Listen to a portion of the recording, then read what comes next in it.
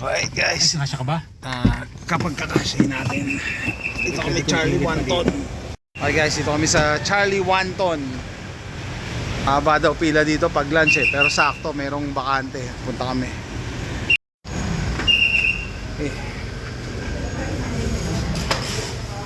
Ayun bakante tara. Okay guys, ito yung nakita ko sa Facebook Reels. Wanton. Daming tao, alas 3 na. Yan.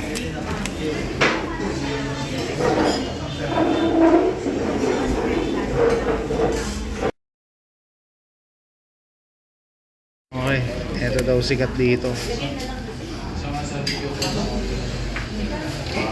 Wanton.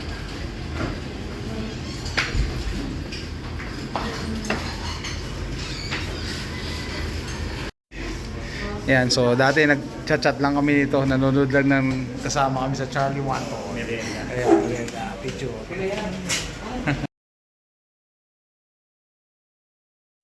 Siopaw, parehas, asado. Bago yung yung siomay.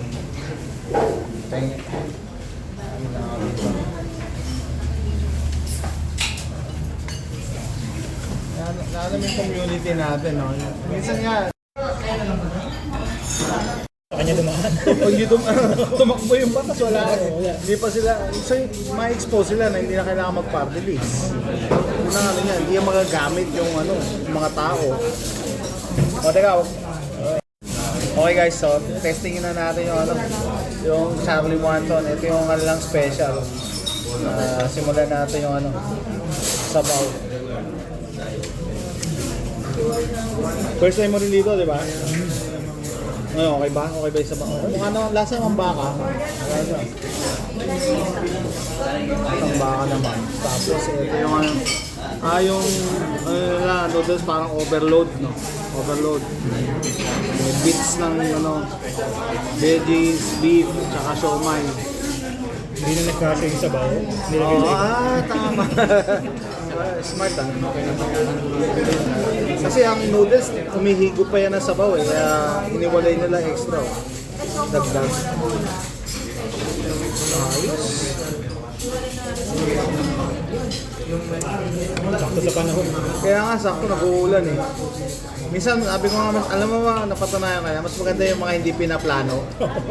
Di ba? So, available ka. Isang tagal na, nakapakita Kaya nga mas maganda yung bigla, bukas pwede. Yun na. Makakambakay lasa ng sabaw. Noodles niya. Charlie Wanton. Saka pila talaga dito guys.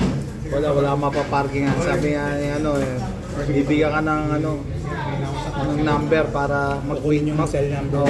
Waiting ka doon sa kabilang block. Lumabas doon.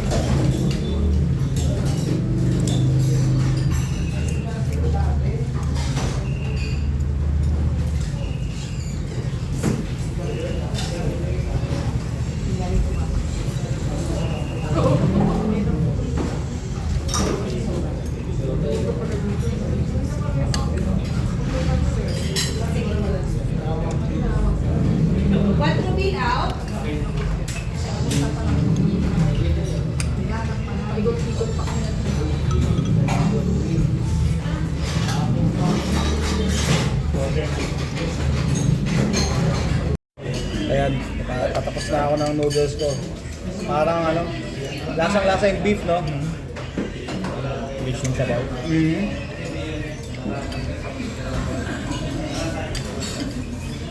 Saan ba talaga probinsya mo? Malabon. Malabon? Okay.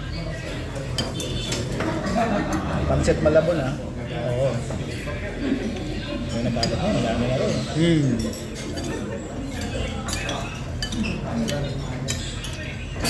Yung nga yung napansin ko rito, no? Yung food scene, parang accessible na, hindi mo na kailangan bumiyahe ng Malabon. Grab, oo. Order ka, food panda. Tama. Kahapon, yung pagkatuli ni AJ, nag-drive kami sa Makati, sabi niya ng ate ko, oh, what do you want to eat? Sabi ni AJ, halo-halo. Hindi ko alam, nag-order na pala yung ate ko habang nag-drive siya. Pagdating namin, nandun na. Sabi ko, hindi ganito nung 2018 na. 2018, 2016 na. Lahat ino-order na eh. Yung ano, kunyari yung kapatid ko may pinadala sa bahay, rider lang din ang nagdadala, ang bilis.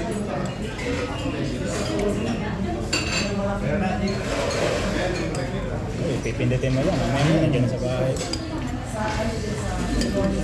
Nagbago nga yung food scene dito. Nandito na lang sa Manila. Pati yung mga sibuliton, mga gano'n. Dati kailangan. Dati mag-out of town ka pa para matikman. Yeah, dati, oo. Kailangan pa dumayo. Ngayon, pipindutin mo na lang. Kunyari, Bagnet, punta ka pa Ilocos para makatikim dito. Andito na lahat eh.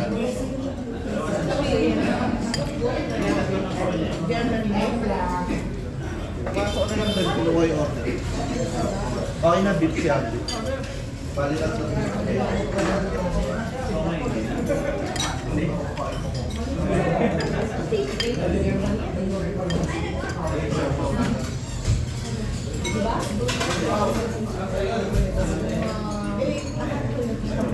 Kaya nga sabi ko, nagbago yung food scene, nagbago din yung transportation.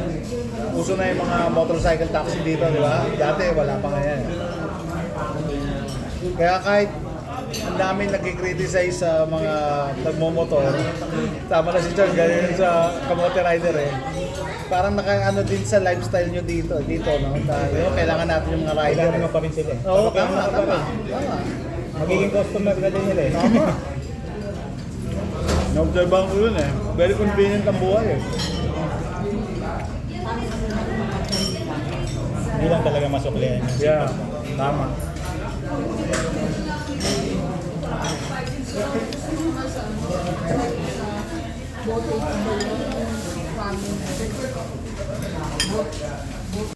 Okay guys, yung final verdict ko dito, yung sabaw niya talagang lasang baka. And I think tama lang yung bowl eh, no? Nabusog ka, hindi siya over. Pero yung sahog din niya, yeah, tama lang din. And I think it's worth the trip. No, worth it. Worth it, no? Worth the trip, tsaka worth yung hassle sa parking. Masikip. Yeah, masikip pero okay naman. Iba yung uy, May page. ako, salamat pa. Okay guys, yan, nagmerienda kami dito pero sabi ko, ito na yung early dinner ko. Para makolonrolan dahil pero ang dami nilang options, oh. Ayan, tsaka malakas nga itong to, noodle house na to. Ubos.